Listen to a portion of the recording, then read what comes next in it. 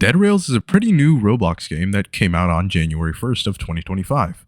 Since then, it's become one of the most popular games on Roblox with 634,000 active players right now. Whether or not Dead Rails deserves this kind of popularity is, well, we'll get into that later. Hi, I'm Lowercase, and welcome to episode 2 of Just One More Game, a series where I play and review Roblox games so you can decide whether to skip or click. For those of you who haven't seen the first episode, which are probably a lot of you, we'll rate the game on a variety of aspects, including gameplay, visuals, monetization, progression and replayability, originality, community, and brain rot potential. Then average all the scores to come up with the core meter ranking on a scale of S through F, with S being the best and F being the worst. Then I'll provide my personal opinion on the game, as in how much I enjoyed playing it on the same scale. Before we begin, I just want to say thank you. Thank you guys for the insane support that we received on episode 1. Literally all these subscribers that you see on my channel right now are from that video and that one alone, and it got around 2,000 views in 1 week. That was my first video ever. 2,000 views is insane. So thank you all so much for that. It means a lot to me. I really hope that the content that I continue to put out will continue to satisfy you all just like that video did, and I hope you guys enjoy what I have to say. Without further ado, let's get into Dead Rails. Dead Rails is a game in which you, with some friends, or not if you're lonely, ride a train to escape the zombie apocalypse. You get access to various classes, tools, armor, building materials, and weapons, and there's a day-night cycle where zombies and other enemies such as werewolves and vampires can spawn during the night, and you have to pay attention to how much fuel you have in your train, which is a basic added stress factor. Fuel is obtainable through putting the corpses of dead enemies into the train's firebox, or you could wait till you get to a fortified town to purchase coal from the general store building. The classes are split into 3 categories, being non-ability, ability, and event, with the non-ability classes providing simple tools, items, and or weapons, the ability classes providing special items or more or different weapons, and event classes being silly little additions to make the game a tad more enjoyable. The gameplay itself in Dead Rails is nothing crazy. It's a far cry from intense and involved escape the area type of games with a basic core gameplay loop and some spice added here and there. It's very simple, and some may find solace in such simplicity. You enter in the game, get your beginning items, start up the train, hold W until you find a building or 2 to raid or even some rocks to mine, then continue pressing onwards to get to Mexico, which is the end of the game at 80,000 kilometers. Along the way, you'll obviously pick up items and other trinkets to sell at the fortified towns, which yield money for you to buy other items, resources, or weapons. None of this ever changes. It's the exact same loop over and over again, with the only difference being the randomization of the buildings and enemy placements. The community mainly complains about the lack of items and the classes being rather dull, and I agree. Slightly. The classes really aren't that bad, but the items are very small in number. The gameplay's okay. It could be better, but it's much more fun with friends and to play with other people in general, which could explain the high player count. Dead Rails gets a 7 out of 10 in the gameplay category. Dead Rails isn't a game that's heavy on graphics. You're not going to blow up your GPU trying to run this game, unlike some other Roblox games that try to push insane graphic qualities down your throat. Models are basic, nothing special really, but it really matches with the aesthetic of the game. By no means are the graphics top tier, but I wouldn't even take a step into the "this game looks like pixels" category either. It looks like what you'd expect from a modern Roblox game, and honestly, it's done very well. The simplicity of the game visuals makes it seem like the game is honest and true. It's not trying to cover up shoddy gameplay mechanics with insane graphics and model quality.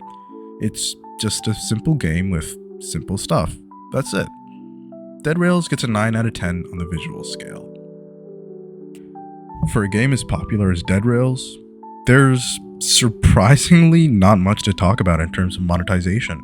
The game doesn't push game passes in your face at all, and they're not necessary for the gameplay itself either. It's kind of a nice to have situation, and I'd even argue that the game passes being there at all are unnecessary. I mean, the content that you get from the game passes isn't really all that great, and I mean, that's not exactly a bad thing.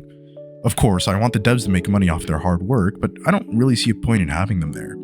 I think if they disappeared from the store page of the game, not much would change, and honestly, that's a really good thing. That just means that the devs have created the game in such a way that being rich doesn't give you an inherent advantage over others, something you rarely see in popular Roblox games nowadays. Also, even if you went to buy the game passes, they're really cheap, which is another huge plus. I'm really glad to say that Dead Rails earns a 10 out of 10 in the monetization category. Since Dead Rails' main focus is just the gameplay, and there's an insane amount of different ways you can do your runs, I'm going to split this section up into two, with the progression and replayability features being their own respective sections. The progression in this game is pretty good. It's a bit difficult in the beginning of the game if you don't have a set strategy, because you might find yourself running out of fuel, having to fend off 500 zombies chasing you down in the middle of the night. Good luck with that. Once you get a run or two in though, it's easy to understand what you need to do to keep yourself and your train going, which makes the progression really simple.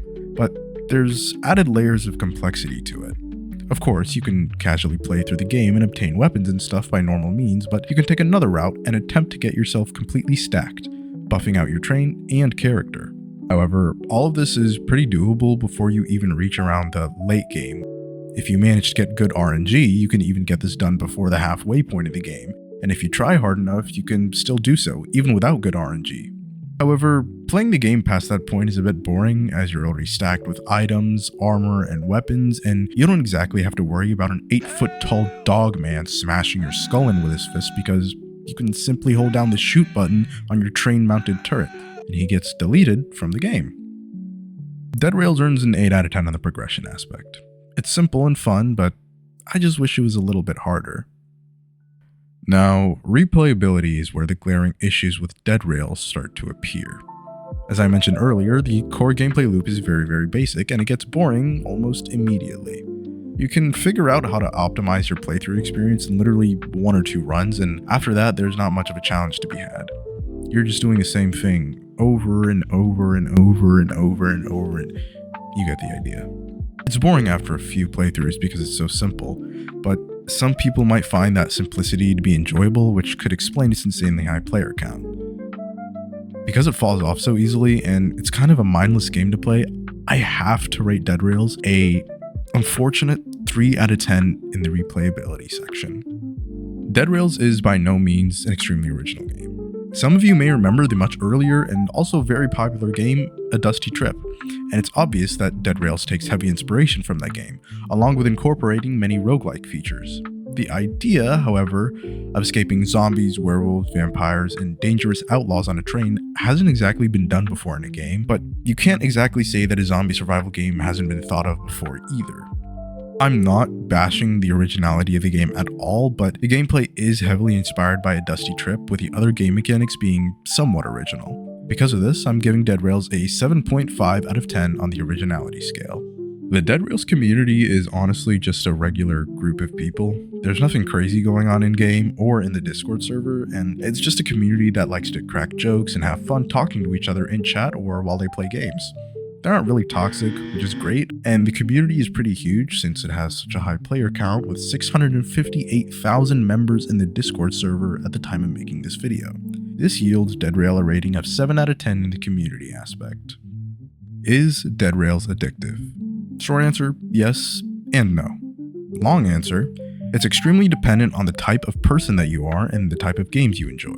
Dead Rails is definitely not a game for everybody. I mean, I'm a person who loves super intense gameplay with high stakes and high difficulty, providing me a super engaging experience with a rush of overcoming arduous challenges.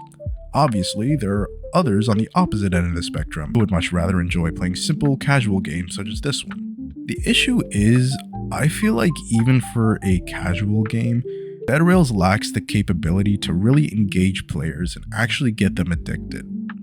I've played casual games like Minecraft and Stardew Valley before, and the thing about those games is they have some sort of mechanic that keeps you actually hooked, even if the gameplay isn't all that intense and button mashy.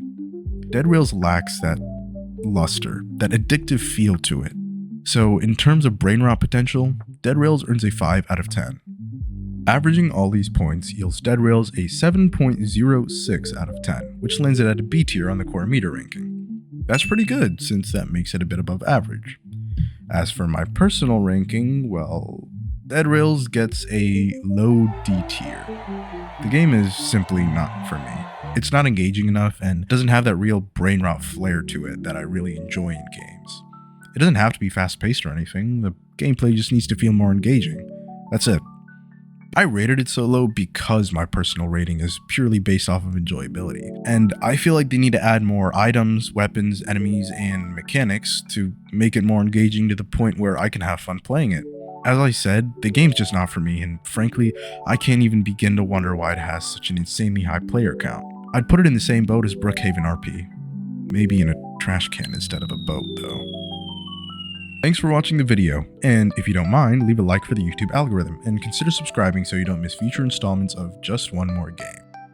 If you've got suggestions for the next game I should play, or have thoughts on the game we reviewed today, go ahead and leave them in the comments. I'd love to read them. Again, thanks for watching, and I hope to see you next time.